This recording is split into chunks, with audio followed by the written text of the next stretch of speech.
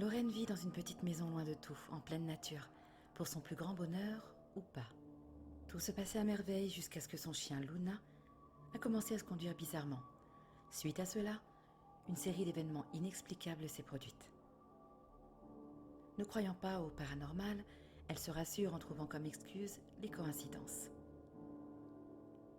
Un soir, aux alentours de 23h, Lorraine est dans sa chambre lorsque...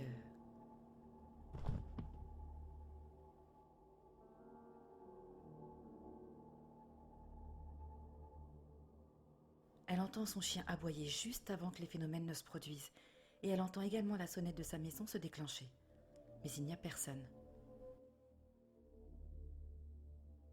Les gens en commentaire disent qu'elle n'aurait jamais dû ouvrir la porte, car elle a laissé entrer chez elle des entités, certainement malfaisantes. Quelques jours plus tard, un nouvel événement encore plus étrange, plus inexplicable se produit.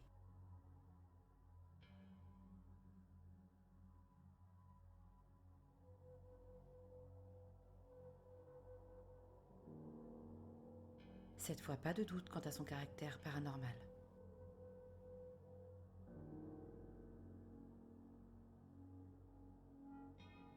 On voit Lorraine tranquillement, assise sur son canapé, lorsque soudain, ses cheveux se lèvent, comme s'ils avaient été tirés.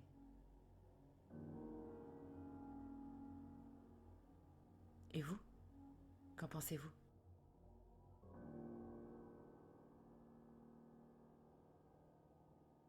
En 2003, un homme se rend dans un marché aux puces et repère un vieil homme avec une poupée d'antiquité représentant un petit garçon. Inexplicablement attiré par cet objet et intrigué par son apparence, l'homme insista pour la lui acheter. Mais le vieil homme semblait vraiment réticent et a finalement décidé de lui céder Harold pour $20. Lorsque le nouveau propriétaire d'Harold tournait les talons pour s'en aller, le vieil homme l'interpella, insistant sur le fait qu'il lui fallait absolument lui raconter l'histoire de cette poupée avant toute chose. Il lui raconta alors que cette poupée avait été offerte à son propre fils et que ce dernier mourut peu de temps après ce cadeau. Il laissa Harold dans la chambre de son fils après sa mort et a commencé à entendre des bruits étranges d'enfants qui fredonnent et rient.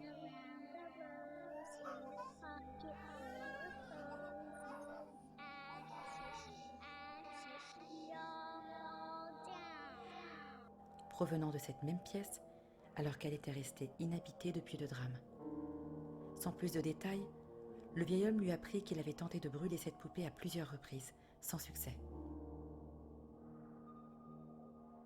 Malgré ces explications et la sincérité qui se dégageait du regard du vieil homme, le nouveau propriétaire prit tout de même Harold sous le bras et s'en alla.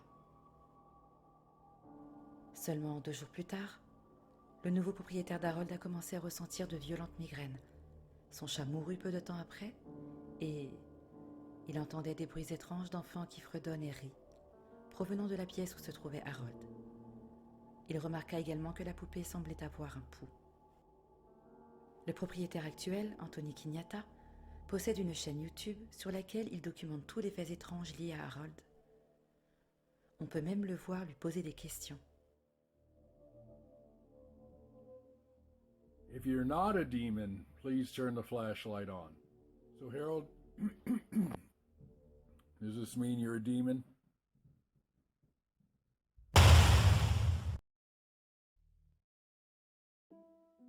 Avez-vous déjà entendu parler de la Pascualita ? Dans l'état de Chihuahua au Mexique, un étrange mannequin vêtu d'une robe de mariée semble fixer les passants depuis la vitrine de la boutique La Popular où il est exposé.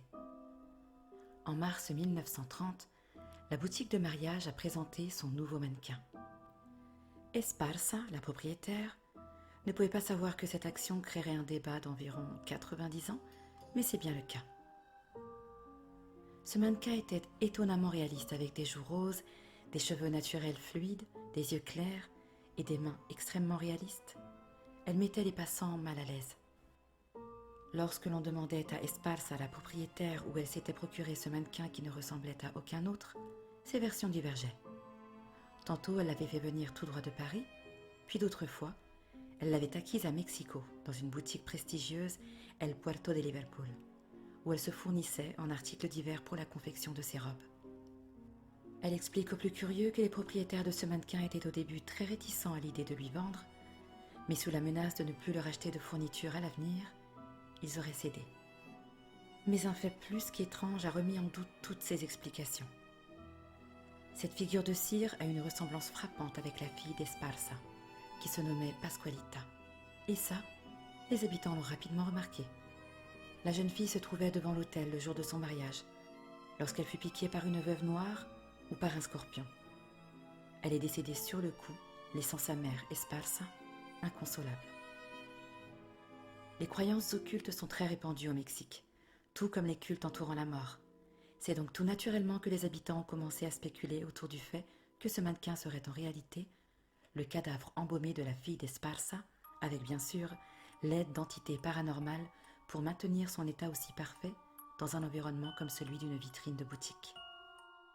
Certains affirment avoir vu des larmes couler de l'emplacement de ses yeux, ou encore un petit sourire se former au coin de ses lèvres, et étonnamment rose. Depuis la mort d'Esparza, en 1967, de nouveaux faits ont été rapportés.